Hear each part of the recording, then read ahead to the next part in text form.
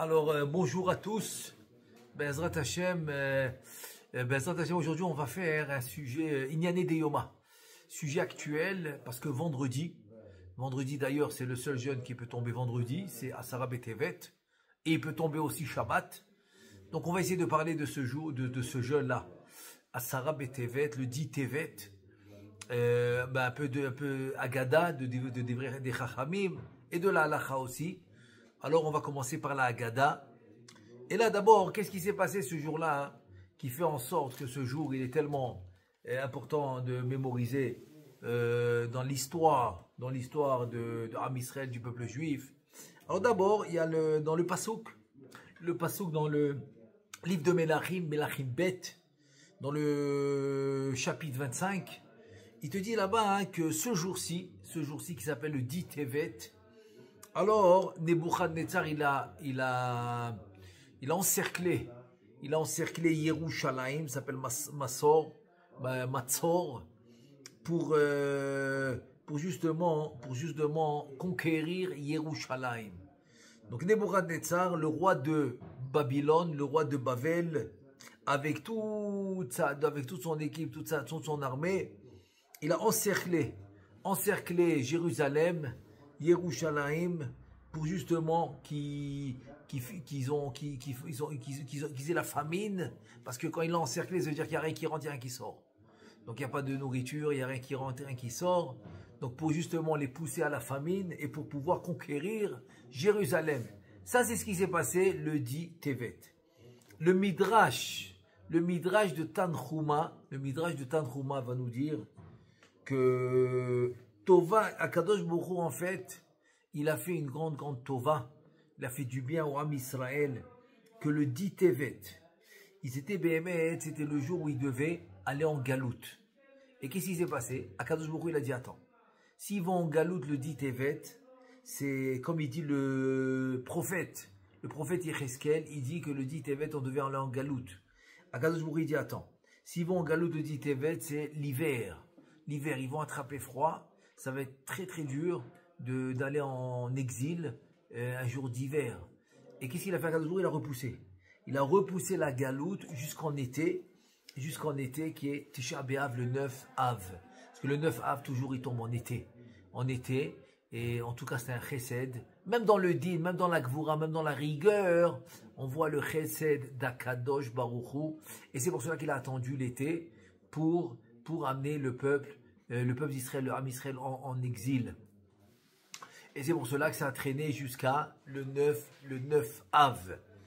Et donc ça c'est le Midrash Tanhuma. Maintenant, il y a un autre Midrash que ce n'est pas la même année. Ça veut dire que c'est vrai qu'ils ont encerclé Yerushalayim le 10 Tevet, mais c'est pas la même année, le 9 B'Av, que le premier Beth Amikdash. On parle du premier Beth Amikdash qui a été détruit. Donc il y a un autre Midrash qui nous ramène que le Racha, c'est qui le Racha? Quand il dit Auto Racha, le Midrash c'est Nebuchadnezzar. Donc Nebuchadnezzar, avec les rois qu'il a réunis, parce qu'il a conquéri le monde, c'est un des trois, chez Malach al-Kippa, il dit Rachamim, qui a conquéri le monde. Donc Nebuchadnezzar, il a amené d'autres rois avec lui, ils ont encerclé Yerushalayim. Chashbou le Lokda Bizman Mu'at. Ils ont pensé en peu de temps, on va conquérir Yerushalayim, tellement ils sont venus nombreux. Et comme le passouk qui dit, Rabot Mahshavot Belevich, Vatzat Hashem Itakum, il y a beaucoup de pensées dans la tête, Belev dans le cœur de l'homme, mais finalement, c'est la volonté d'Hachem qui va dominer. Et donc, Akadosh Baruch Hu, qu'est-ce qu'il a fait? Il a renforcé les Juifs de Jérusalem, et c'est comme ça qu'ils ont pu tenir, contre toute l'armée de Nebuchadnezzar, et tous les rois qu'il a amenés Nebuchadnezzar, ils ont pu tenir contre eux.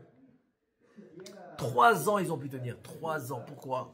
Kadosh Baruch Hu, il a dit peut-être qu'ils vont faire tchouva, et comme peut-être qu'ils vont faire tchouva, je leur donne il leur a laissé 3 ans de plus. Et finalement, ils n'ont pas fait tchouva. Et pendant ces 3 ans, Kadosh Baruch Hu, il a donné de la force à des très grands courageux, des guerriers, qui était très très très fort. Un parmi eux, je donne un exemple. Écoutez un exemple incroyable. Parmi eux, un exemple, il s'appelle Avika ben Naftari. Et comment il s'appelle? Qu'est-ce qu'il faisait lui? Quand les ennemis, ça s'appelle Kli'a. Ils arrivaient à tirer des pierres, mais des grosses pierres, ok, qu'ils avaient installé un genre de système pour jeter des très grosses pierres pour casser la muraille. Catapulte, Razak, les catapultes, pour jeter des pierres énormes. Cet homme-là, qui s'appelle Avika ben Neftari, il recevait ces pierres dans sa main. Quand ils n'arrivent pas à la muraille, il les rejetait sur les ennemis, les tuait. Ah, attends, c'est des forces incroyables. Kadosh Baruch Hu leur a donné la force. C'est comme ça qu'ils ont tenu 3 ans. 3 ans, ils ont tenu, ils ont pas laissé les ennemis casser les murailles, rentrer à Jérusalem, rien du tout. Et il dit, Ubeota Sha'a, Nifkera Yerushalayim, après que il a attendu 3 ans et qu'ils n'ont pas fait tchouva, etc., ils ont réussi, les ennemis, à rentrer à Yerushalayim. C'était les Kasdim.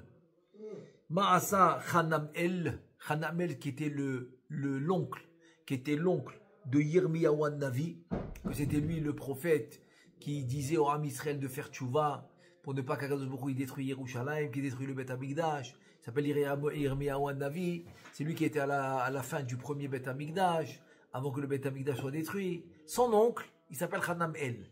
Son oncle Hanamel, qu'est-ce qu'il a fait? Qu'est-ce qu'il a fait? Il a fait de la Kabbalah Ma'asit. Il a, avec des noms saints, il a fait descendre des Malachim. Et les Malachim sont venus les aider. Ils ont repoussé, les ennemis, les Kasdim, ça s'appelle les Kasdim, qui sont venus, ils les ont repoussés. Et ils se sont sauvés. Parce qu'ils avaient peur. Qu'est-ce qu'il a fait à Kadosh Baruch Hu? Comme Kadosh Baruch Hu, il a vu que c'était déjà arrivé à un niveau où vraiment il fallait détruire Yerushalayim à cause des fautes, à cause des Averot, malheureusement. Et donc, qu'est-ce qu'il a fait à Kadosh Baruch Hu? Il a changé le nom des Malachim, des anges. Comme ça, Hanam est le nom de l'oncle de Yirmiyahu Navi, il ne peut pas les utiliser. Parce que l'ange, il a un nom, il a un tafkid, il a une fonction. Mais si tu lui changes le nom et la fonction, tu ne peux pas l'atteindre. C'est-à-dire, toi, tu connais maintenant un malach, un ange, selon sa fonction, selon son nom. Si maintenant son nom a été changé, sa fonction a été changée, tu ne peux rien faire. Et c'est quoi l'exemple qu'on voit? Un exemple incroyable, c'est l'exemple avec Noach. Quand Noach, il faisait l'arche, la Teva, et donc Noach, il les avertissait. Tout le monde rigolait sur Noach. Que Hachem, il va amener un maboul, un déluge. Pourquoi il rigolait? Parce qu'il connaissait les noms des malachim, des anges qui amenaient la pluie. Il dit, on va les appeler, ils vont arrêter la pluie, il n'y a pas de problème. Qu'est-ce qu'il a fait à Kadosh Baruch Hu? Il a changé la fonction. Juste avant d'amener le maboul, juste avant d'amener le déluge, à Kadosh Baruch Hu, il a changé la fonction. Il a changé la fonction des malachim, des anges. Et c'est comme ça que ils ont appelé, ils n'ont pas été répondus parce que ce n'étaient plus les mêmes malachim. Ils ne connaissaient pas les nouveaux noms des malachim. Donc c'est ce qu'il a fait. C'est ce qu'il a fait à Kadosh Baruch Hu au temps de Hanam El, qui était la destruction du premier Beth Amikdash. Il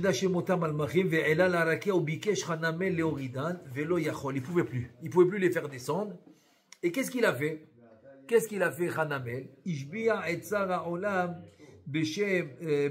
Avec le nom d'Hachem, il a fait un serment au Saro Shel Olam.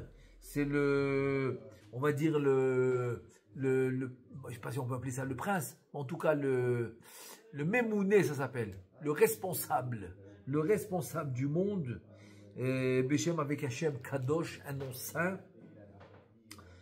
Et là il a soulevé Yerushalayim et il l'a mis dans l'air, jusqu'à qu'il est venu à Kadosh Baruch Hu et il l'a fait tomber Kaviachol.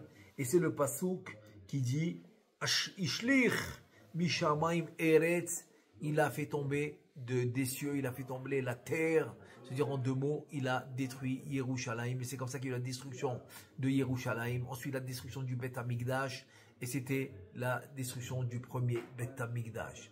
Donc tout ça a commencé le 10 Tevet. Donc on voit que le 10 Tevet a été très historique, parce que c'est lui qui a commencé le processus de la destruction du premier Beth Amikdash. Et donc il nous dit, le Abu Darham, il s'appelle Rabbi David Abu Darham, il est au temps des Rishonim, il nous dit que quoi? Que si Asara Betevet devait tomber Shabbat, eh bien on aurait jeûné. Même s'il tombe Shabbat. Alors qu'il n'y a aucun jeûne. Même Tisha B'Av, on va voir, on va expliquer la différence tout à l'heure. C'est même Tisha B'Av, et il peut pas, même s'il tombe, souvent il est tombé Shabbat, Tisha B'Av. Le 9 Av, souvent il est tombé Shabbat, et on l'a repoussé à Yom Rishon, donc on n'a pas jeûné Shabbat. Alors que le 10 Tevet, oui, s'il tombe Shabbat, on jeûne Shabbat. Ve'ayut samim av beShabbat, levi shene'emar. Pourquoi? Parce que le pasuk qui dit Be'etzem hayom hazeh, c'est écrit dans Kippour. C'est pour ça que c'est le seul jeûne de la Torah où on va jeûner Shabbat, c'est Yom Kippour, parce que c'est écrit Be'etzem hayom hazeh, ce jour-ci spécifique. Et comme c'est ici écrit dans Asara Betevet, donc on doit jeûner si tombe Shabbat. Aujourd'hui, techniquement parlant, il ne peut pas tomber Shabbat, parce qu'on a le calendrier selon Hillel Azaken, donc il a fait le calcul en avance, donc techniquement parlant, il ne peut pas tomber Shabbat. Mais vendredi, bien sûr qu'il peut tomber, comme cette année, qui tombe vendredi. Et là maintenant, on va voir ce qu'il nous dit Rabbi Yonatane Beshitz, dans son livre Ya'arot Devash, dans le Chelek Aleph, le Drouche Bet. Il nous dit comme ça, Vekatav Rabbi Yonatane Beshitz, Shemikach, Shesh Bekoratanit Litrot et Shabbat. Ça veut dire que quoi? Que si ce jeûne-là a la force de repousser Shabbat, comme Yom Kippour, donc ça veut dire que ce jour-là est très très compliqué pour le Ham Israël, ce jour de 10 Tevet. Si tu peux repousser Shabbat, ça veut dire que ce n'est pas un jour simple, c'est un jour historique où il y a eu le début de la destruction du Beth Amikdash. Et il te dit ce jour-là où il y a le début de la destruction est plus dur que la destruction elle-même. C'est ça qu'il te dit. Yoter miyom churban ba'abait, veze mochiach kitzara gedola, aita vekol ha'atchalot kashot. Donc tu vois que le début a une importance très importante. Et là, je vais donner un exemple. C'est que si maintenant on cherche dans l'histoire, la majorité du feu qui a brûlé, qui a fait brûler le premier Beth Amikdash, n'était pas le Tisha B'Av. C'était Tisha B'Av, le 9 Av, l'après-midi ça a commencé. Mais la majorité du feu qui a brûlé le temple, le Beth Amikdash, était le 10 Av. Et pourtant on jeûne le 9. Pourquoi? Parce qu'on jeûne d'après le début. C'est-à-dire on va d'après le début. Pourquoi on va d'après le début? Le Zohar HaKadosh il explique, parce que finalement, c'est que le Beth Amikdash en fait a été détruit en haut avant d'être détruit en bas. Donc le début de la destruction, c'est un signe, c'est un signe que en haut il a été détruit. C'est pour ça. Donc comment moi j'ai eu l'information? Comment j'ai l'information qu'en haut, le côté spirituel de ce temple a été détruit en haut? Le côté spirituel, comment j'ai la confirmation? La confirmation m'a été donnée au début de la destruction. Ce qui a causé la destruction va être une confirmation, va être une information du fait que là-haut, le Beth Amikdash a été détruit. Donc c'est pour ça que c'est un jour qui est plus dur parce que c'est la décision qui a été prise. En fait, c'est un dévoilement. C'est un dévoilement que la décision a été prise, que le Beth Amikdash en haut a été détruit. Donc finalement ici, c'est juste une conséquence. C'est juste une conséquence. Donc la destruction ici devient une conséquence. Et là, il nous dit que, en fait, ce que je veux ramener maintenant, peut-être la question du Khatam Sofer. Question incroyable avec sa réponse. Le Khatam Sofer, il pose la question. Il dit pourquoi? Pourquoi le dit Tevet, il est plus important, il est plus chamour en fait, il est plus dur que le Tisha B'Av. Parce que le Tisha B'Av, tu ne repousses pas Shabbat. Alors que le dit Tevet, tu repousses Shabbat. S'il tombait Shabbat, j'ai dit techniquement il ne peut pas, mais s'il tombait Shabbat, tu aurais repoussé Shabbat. Tu aurais jeûné Shabbat. Alors que Tisha B'Av, souvent il est tombé Shabbat, on n'a pas jeûné Shabbat, on a jeûné dimanche. Demande le Khatam Sofer, c'est quoi la différence? Et là, le Khatam Sofer, dans ses drachot de Sefer Vaikra, il ramène une réponse incroyable. Il dit comme ça. Chachamim, ils disent que la génération Kol Dor Shelo Nivra Bet Hamikdash Beyamav, Kilu Nehra Beyamav, ça veut dire que la génération où le Bet Hamikdash n'a pas été construit, eh ben, elle s'est considérée une génération où le Bet Hamikdash a été détruit. Ça veut dire que chaque génération est potentiellement apte à pouvoir voir la construction du Bet Hamikdash. Et si maintenant, ce Bet Hamikdash n'est pas construit dans la génération qu'on vit, il n'est pas construit, c'est comme si on l'a détruit. Parce qu'il a un potentiel d'être construit. Et si ce potentiel n'a pas été réalisé, donc c'est comme s'il y a eu la destruction. C'est ce qu'il nous dit Rachamim. Il dit le Khatam Sofer, de là tu apprends une chose, que chaque année, il y a un nouveau Bet Hamikdash, c'est-à-dire en deux mots comme ça, chaque année, c'est comme tu as renouvelé la destruction du Bet Hamikdash. Pourquoi? Parce que chaque année que le Bet Hamikdash n'a pas été construit, donc c'est comme s'il a été détruit. Donc en deux mots, qu'est-ce que tu es en train de me dire ici? Tu es en train de me dire que le fait qu'il n'est pas construit, il est détruit. Donc chaque année, il y a une nouvelle destruction qui s'est faite. Parce que la destruction de cette année, c'est pas la même que de l'année dernière. Parce que l'année dernière, tu m'as dit qu'il n'a pas été construit, donc il a été détruit. Cette année aussi, tu me dis il n'a pas été construit, donc il a été détruit. L'année d'avant, pendant toutes les années depuis la destruction, chaque année qu'il n'est pas construit, tu me dis qu'il est détruit. Donc chaque année, c'est comme une nouvelle destruction. Incroyable, c'est le Khatam Sofer. Il te dit que chaque année, c'est comme une nouvelle destruction. Chaque fois qu'on vit ce jour qui s'appelle le dit Tevet, donc une nouvelle destruction est faite. Donc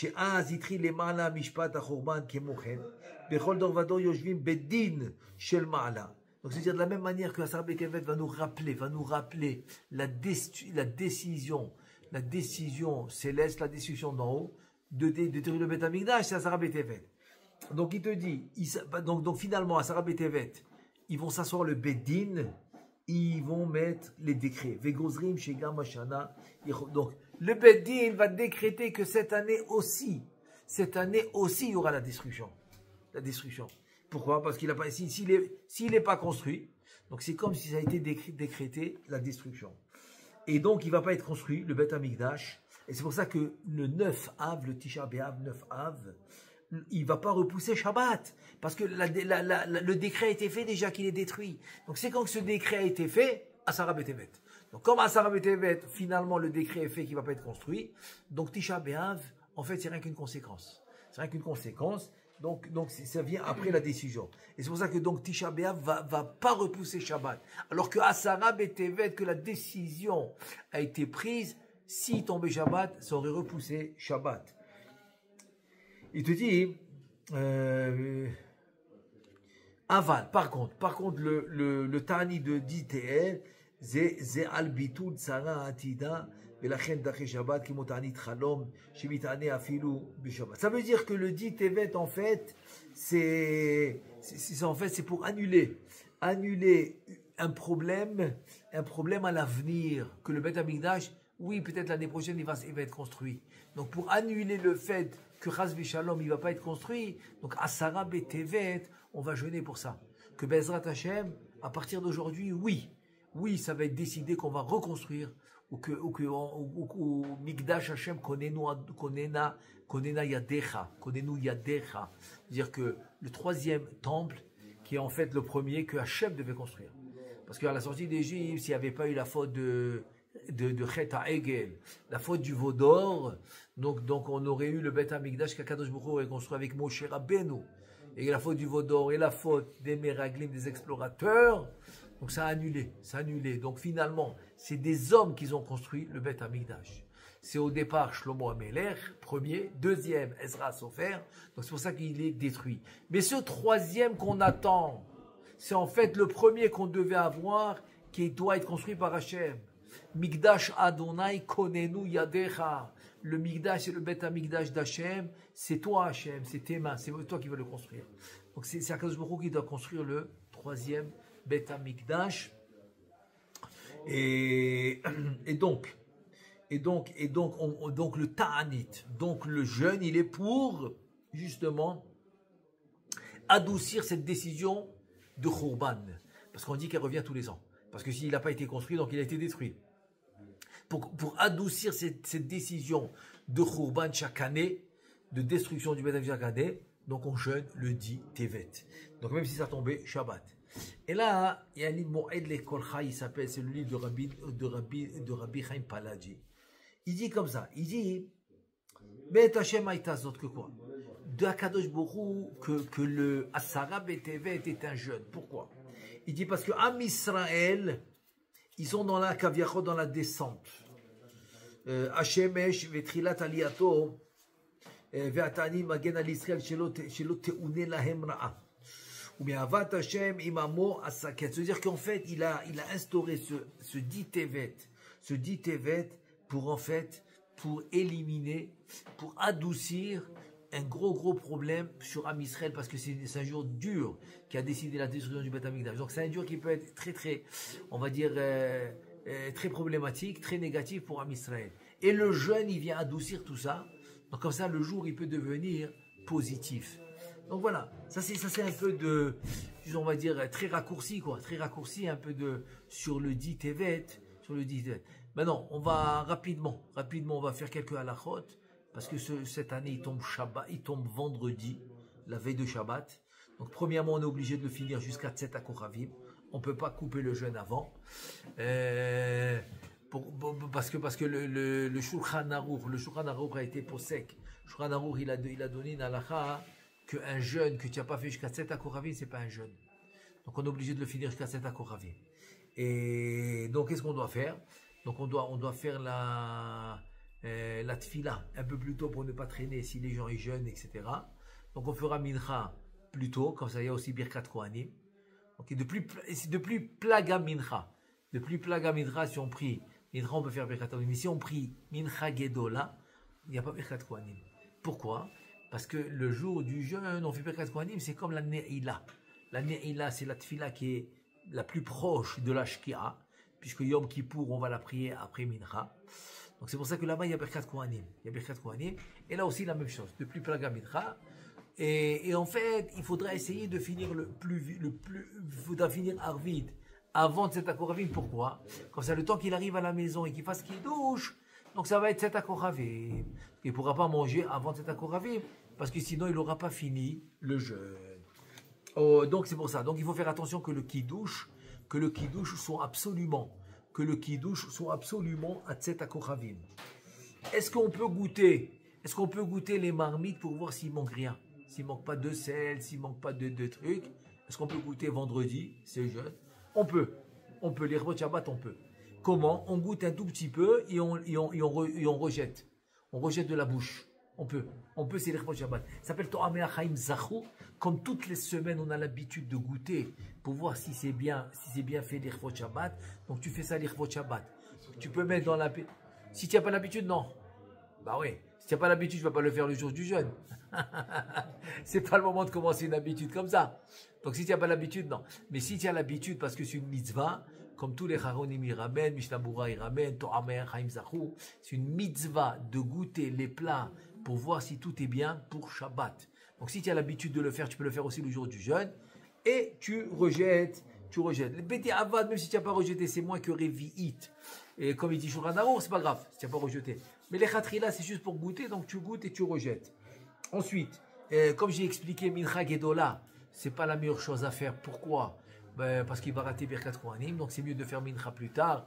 Mais toujours tôt, oui, tôt. Dans le sens que tu finis Arvit avant Tzet HaKoravim. Comme ça, quand tu arrives à la maison, tu vas faire Kiddush à Tzet HaKoravim. Parce que quand tu vas Kiddush, tu ne peux pas le faire avant à cause du jeûne. Ensuite, on a le Birkat Kohanim. Pourquoi? Comme j'ai expliqué, ça ressemble à Ne'ila, qui est proche de l'Ashkia. Donc on peut le faire, comme on a dit, depuis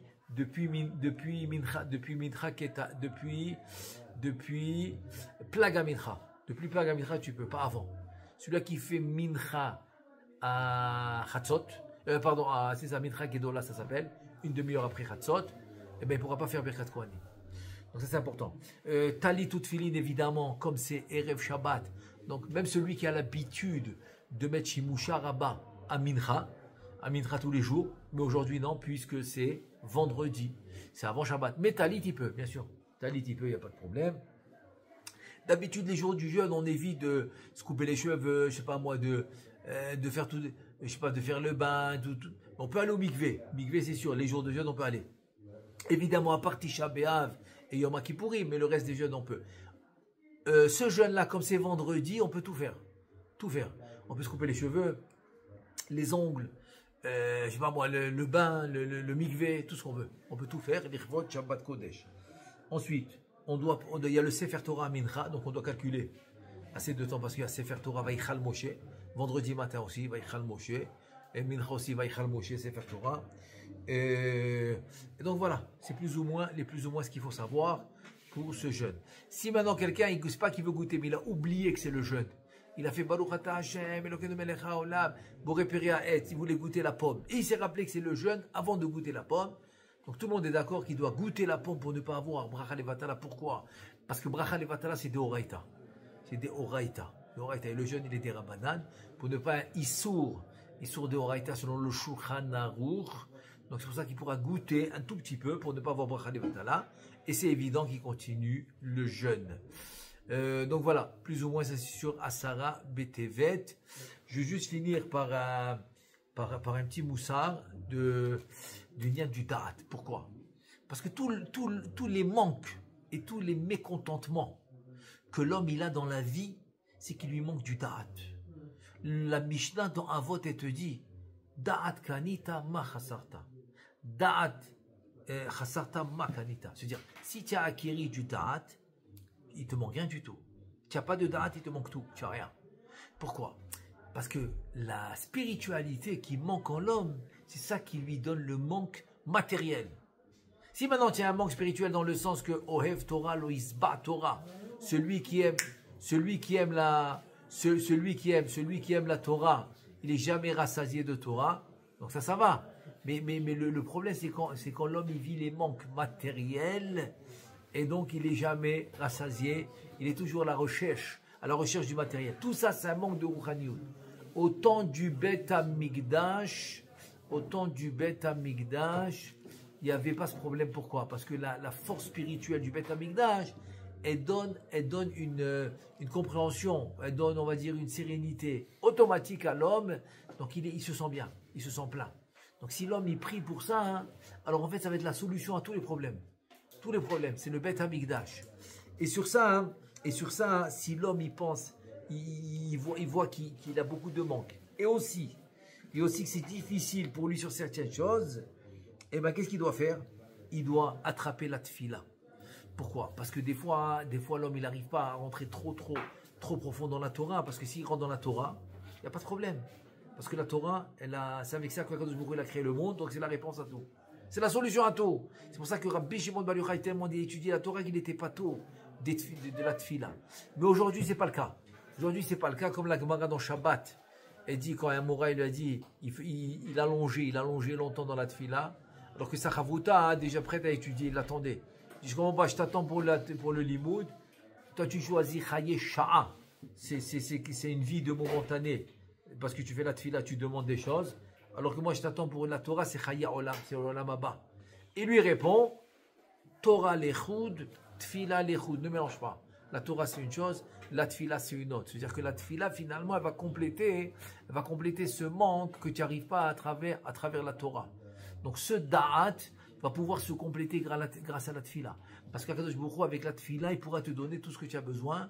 Et donc comme ça tu vas être serein, quand tu vas te sentir bien. Et un des livres magnifiques pour ça, il s'appelle L'écouter Tfilot de Rabbi Nathan. Rabbi Nathan, l'élève par excellence de Rabbi Nachman, ça c'est un livre extraordinaire. Il a des Tfilot sur tous les sujets. Il te dit, Bevadai, Ayamotse Romevukashon, Vaya Ne'ena Bekol Tfilotav, il va te répondre à toutes les Tfilot s'il le fait sincèrement. Donc finalement, la Tfila va compléter. Et sur ça, le Chazon Ish, il dit un truc incroyable. Une bonne étude va t'amener une bonne tefila. Une bonne tefila va t'amener une bonne étude. C'est-à-dire qu'une chose va compléter l'autre. Donc l'homme, ça ne lui suffit pas rien que la Torah, ça ne lui suffit pas seulement la tfila, il lui faut les deux. Donc les deux vont lui compléter le manque. Mais d'un autre côté, il doit prier pour le vrai manque. C'est quoi le vrai manque? C'est le Bet Hamikdash. Donc au moins le jour de Asara Betevel qu'on commémore, c'est la destruction du Bet Hamikdash, c'est le jour où l'homme il doit prouver à Kadosh Baruch Hu que finalement ce qu'il veut, c'est répandre le nom d'Akadosh Baruch Hu dans son monde à travers le Bet Hamikdash. À travers le Bet Hamikdash. Donc c'est pour cela, au moins le jour du jeûne, il faut prier pour ça. Ça englobe tout. Ça s'appelle Bichlal Matayim Mané. Si maintenant tu as besoin de 100 shekels, donc si tu as un billet de 200, c'est sûr que tu en as 100. C'est sûr. Ça s'appelle Bichlal Matayim Mané. Donc si tu as Bet Hamikdash, tu as tout. Et évidemment que avec la tefila, Azakadosh Baruch Hu, Be'ezrat Hashem, il va précipiter la venue du Mashiach et Be'ezrat Hashem, la construction du Bet Hamikdash. Amen ve Amen.